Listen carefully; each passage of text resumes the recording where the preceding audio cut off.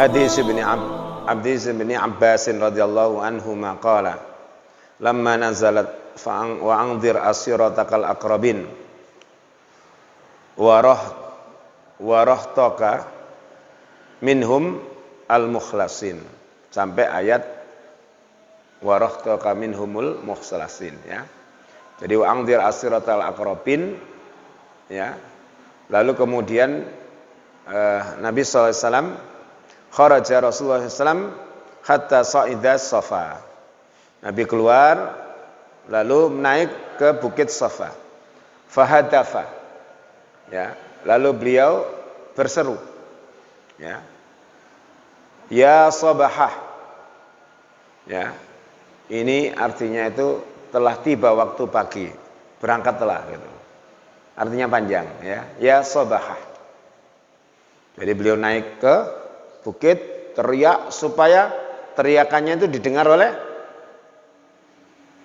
ya kaumnya. Sama dengan ketika Jumat, Nabi itu kan naik ke mimbar, Pak. Naik ke mimbar. Mimbar itu adalah tempat yang lebih tinggi dari jenengan tempat ini. Makanya ada kalimat naik. Mimbar itu harus di atas. Ini ada naiknya enggak, Pak? Enten berarti mimbar, nek kaone podium. Ya. Karena ada masjid yang enggak ada naiknya, ya. Itu kalau di Nabawi itu mimbarnya Nabi itu 3 trap. Jadi naik. Nabi pernah juga sholat di atas mimbar. Makanya ini gak kena. Nek mimbar model ngeten dikai gawe sholat. Mimbarnya Nabi ya seperti masjid-masjid besar itu, Pak. Ngetes. Sing napa?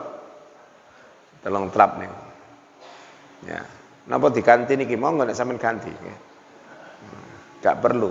Terus lak padha mbek kancane. Wong padha mbek Islami kok gak gelem itu kan lucu nggih. Senengane ku sowe je wong Islam kadang-kadang sakniki. Wong padha lak enak padha nggih. Gara-gara politik kadang-kadang beda nggih. Faqalu maka mereka mengatakan man hadza? Siapa ini? Fajtamu ilaihi maka mereka berkumpul kepadanya. Ya. Faqala maka beliau mengatakan ara'aitum in akhbartukum anna khailan takhruju min safhi hadzal jabal akuntum musaddiqi ya musaddiqu ya musaddiqi ya apakah engkau membenarkan aku ya. Jadi Nabi mengatakan wahai saudaraku ketika berkumpul, bagaimana pendapatmu jika aku memberitahukan kepadamu bahwa ada tentara berkuda yang akan meneru kalian dari bukit ini? Apakah kalian percaya kepadaku? Nabi Muhammad itu sejak kecil itu nggak pernah bohong, Pak. Makanya disebut Al-Amin. Ketika beliau sampaikan, kon percaya kira-kira. Kalau di balik bukit itu ada tentara berkuda yang akan menyerang kita. Percaya nggak kalau saya kabarkan? Lalu mereka mengatakan, qalu ma jaroina 'alaika kadiban. Mereka mengatakan kami tidak pernah melihat engkau Muhammad berdusta.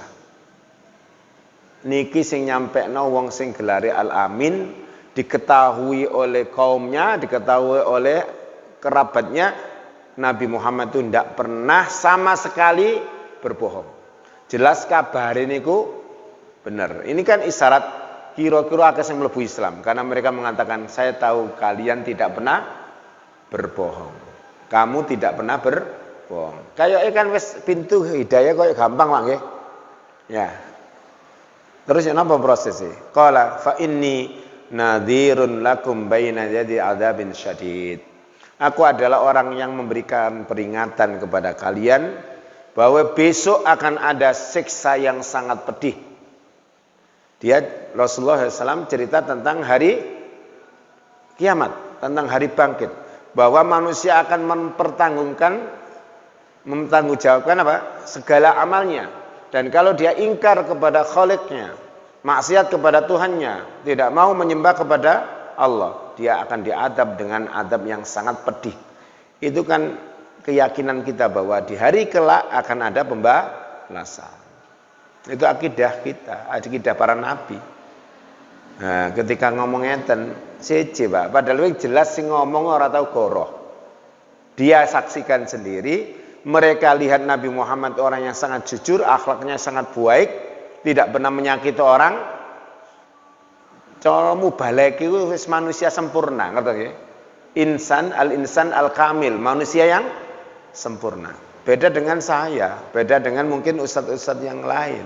Ini orang yang tidak ada cacatnya yang nyampaikan. Ya. Qala Abu Lahab. Abu Lahab mengatakan, Abu Lahab pamannya mengatakan, tabban laka, celaka engkau wahai Muhammad. Dijawab Allah, tabbat yada Abi Lahab wa tab. Celakalah dua tangan Abu Lahab dan benar-benar dia celaka.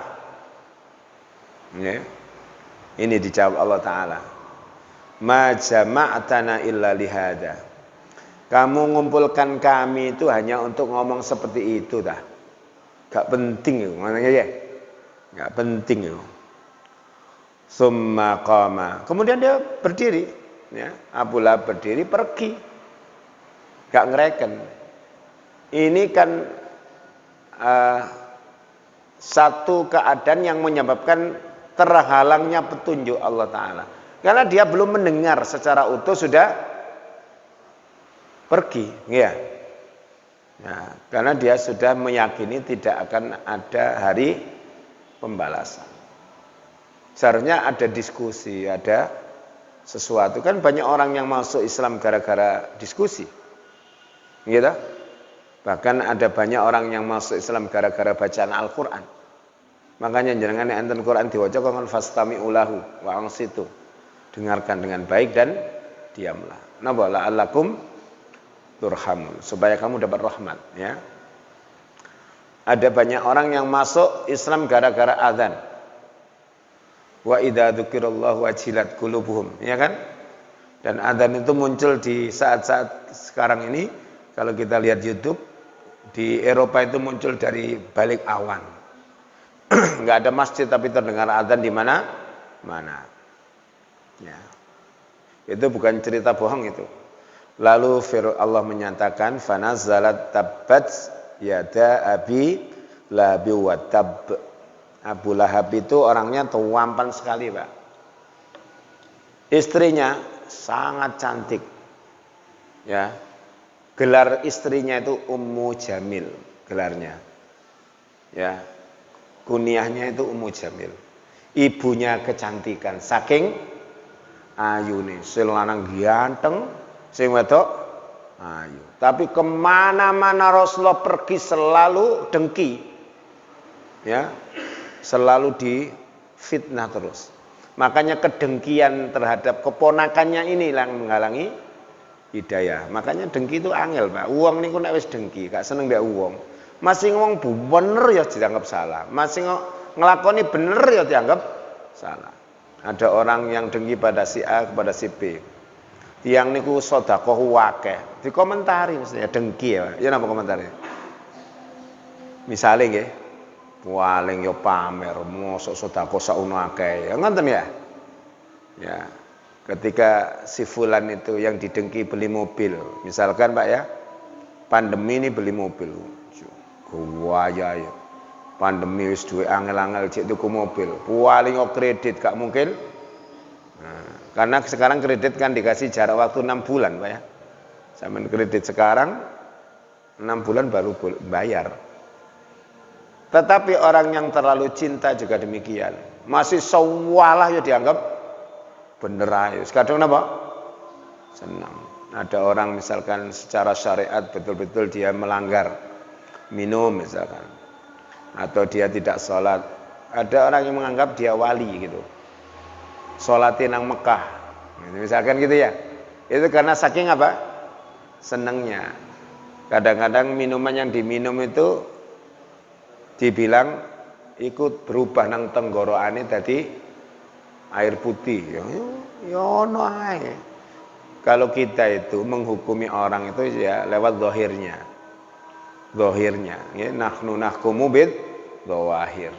Makanya para sahabat diajarkan Nabi kalau ada orang sedekah disuruh doakan. Itu aja, Pak. Kalau jenengan ada temannya baik, kemudian kita belum bisa, ya Allah berikanlah aku seperti dia. Ngoten lho kudune. Bukan malah apa? Melemahkan ya. Saya kira ini Pak ya, di antara kisah kenapa Abu Lahab itu tidak dapat hidayah, karena kedengkiannya yang luar biasa kepada Nabi SAW. Dia takut Pak, ya karena Abu Lahab itu pemimpin Quraisy. Engko nek dhewe melok Muhammad mesti dadi anak buah, gak mungkin dadi nandukuran, ngoten nggih? Karena ponakannya yang akan menjadi sama dengan Ubay bin Salul. Tahu Pak ya? Abdullah Ubay bin Salul, tokoh munafikin di Madinah. Itu ketika dia Rasulullah ini belum datang ke Madinah, hampir dia menjadi pemimpin Madinah. Kaya ngono presidennya lah kamane. Ketika Nabi sallallahu alaihi wasallam datang hijrah, pamornya kalah, Pak. Pamornya kalah, akhirnya terpaksa dia mengikuti Nabi Muhammad. Karena kalau dia berhadapan jelas kalah. Maka cara satu-satunya adalah jadi orang munafik. Nggih? Pura-pura cinta Rasulullah, pura-pura membela Islam. Itu yang dipikir orang seperti itu hanya dunia, Pak.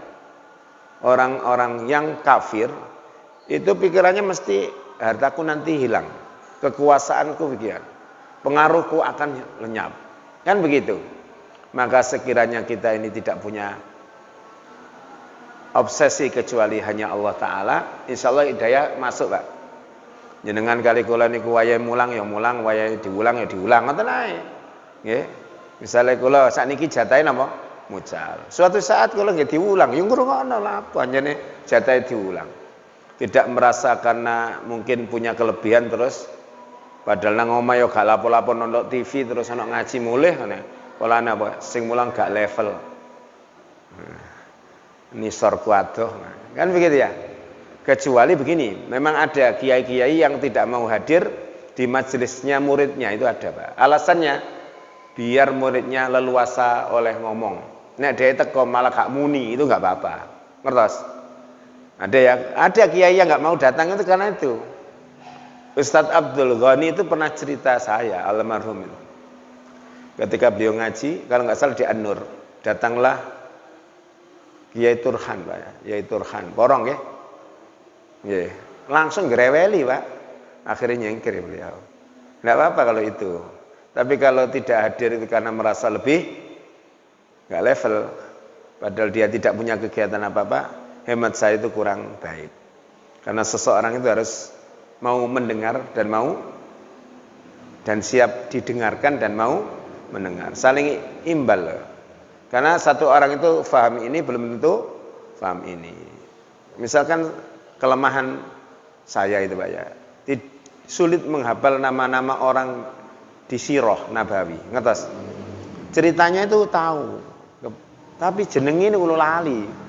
Sahabat iki, sahabat ini sulit, tapi guru saya itu Masya Allah cerita dan nama sahabat satu-satu itu hafal, sampai tahun-tahunnya hafal.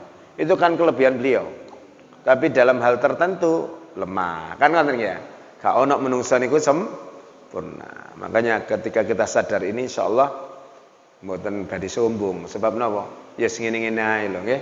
Masih sembahyang ngene-ngene ae, gak bisa seperti Rasulullah. Jumlahnya memang sama dengan Nabi Pak, tapi kalau khusyuknya, baiknya masih belum, ya? Belum seperti Ali bin Abi Thalib, belum kan? Ya? Ali itu ketika sholat gimana?